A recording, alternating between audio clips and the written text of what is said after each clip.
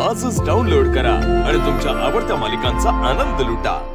हळद पिवळी पोर कवळी हसून लावा ग. झाली का रडारड सुरू परत? हा बाई, या घरात कधी पण पाय ठेवा कायम रडण्याचे सीन सुरू असतात. हॅपी वाले सीन कधी तुमच्या आयुष्यात येतच नाहीत का हो सासूबाई? हा काय बाई करावं? ते नाही का ब्लॅक अँड व्हाईट सिनेमे असतात, त्यातली ती गरीबडी फॅमिली असते, एकदम तंतोतंत तस्सच्या तस्स कास्टिंग आहात तुम्ही लोक. ऐका ऐका, मी काय म्हणते ते जरा ऐका. काही करायचं की नाही? हा ते काही विचार केलाय की नाही केलाय? सावलीला एक कळत नाही हो, पण आपल्याला अक्कल आहे ना. तुम्हाला म्हणून सांगते बर का, आपल्या जावई बापूंची हळद चालू आहे तिकडं.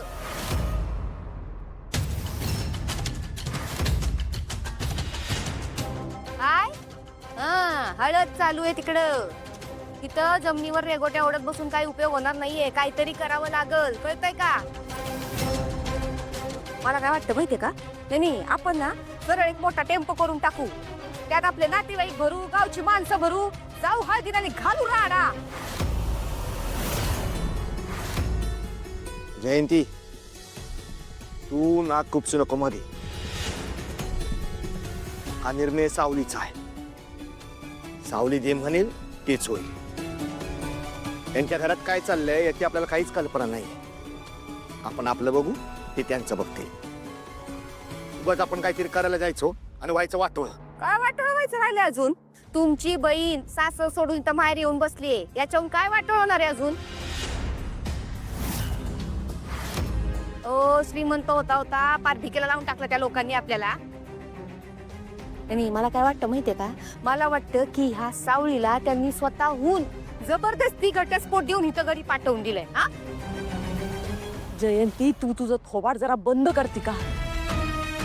इथं आधीच काही कळत नाहीये काय करावं ते, त्यात तू सुरू नको उबाई. तुम्ही मला शांत करा. त्याला काय म्हणतात माहितीये का, ज्याचं करावं भलं तो म्हणतो माझंच खरं.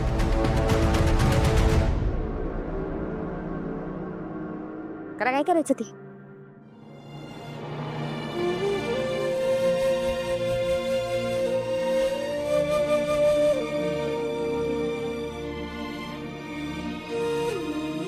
ओरी, तुझ्या मनात काय चाललंय आम्हासले ठाव नाही.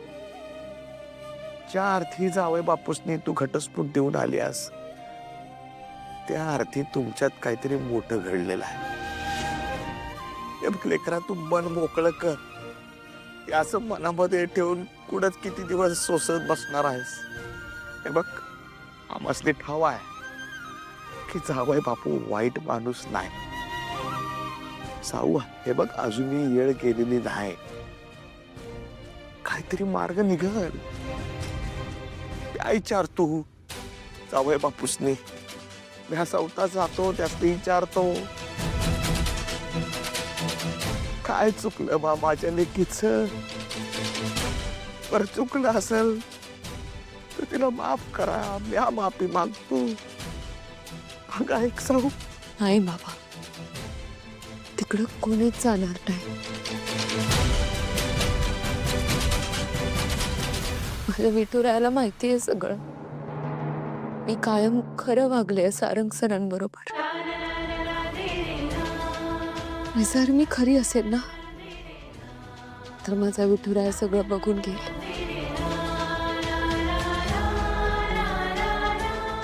आपल्याला काही करायची गरज नाही.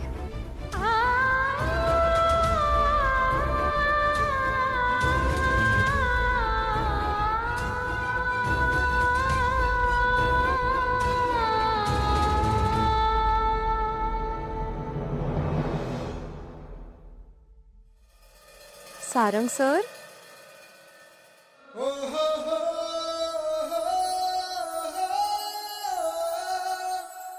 छान आहे ना कुर्ता? सांगा ना, कुर्ता छान आहे ना?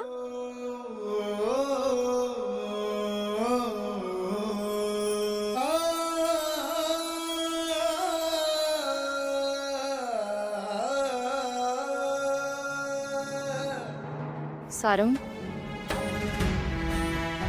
सारंग दादा कुर्ता लग्नाचा ट्रायल साठी दिलाय.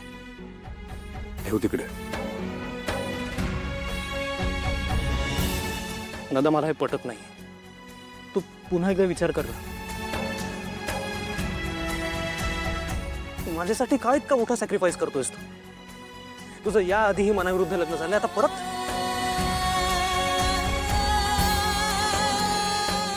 त्या त्या हसमीमुळे होतंय ना हे सगळं.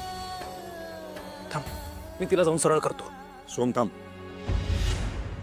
अस्मीला कोणी काय बोलायचं नाही. मी आईला शब्द दिलाय आणि मी माझा शब्द पाळेन.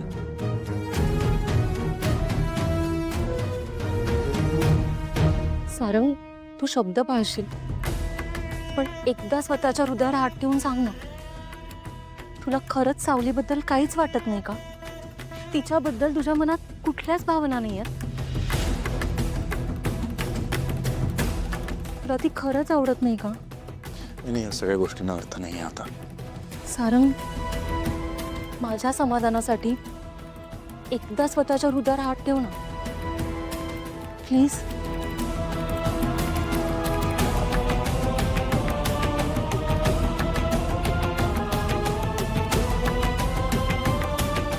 प्लीज आता डोळे बंद कर. सारंग,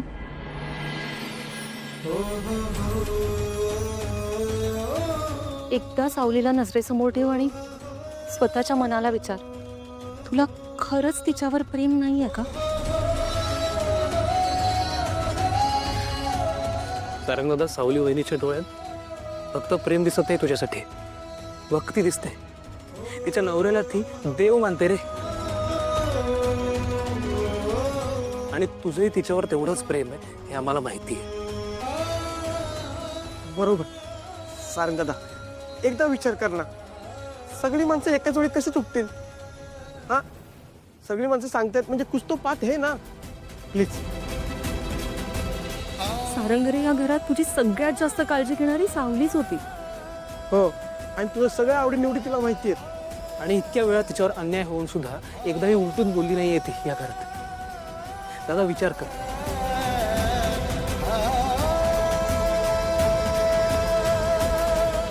सारंग, तुला जाणवतंय ना तुझं तिच्यावर प्रेम आहे?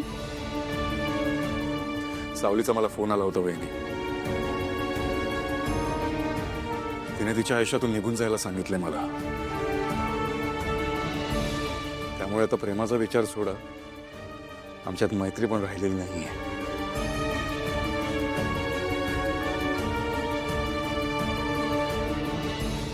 सारंग, तरी मी एकदा सांगेन, पुन्हा एकदा प्लीज नीट विचार कर, प्लीज.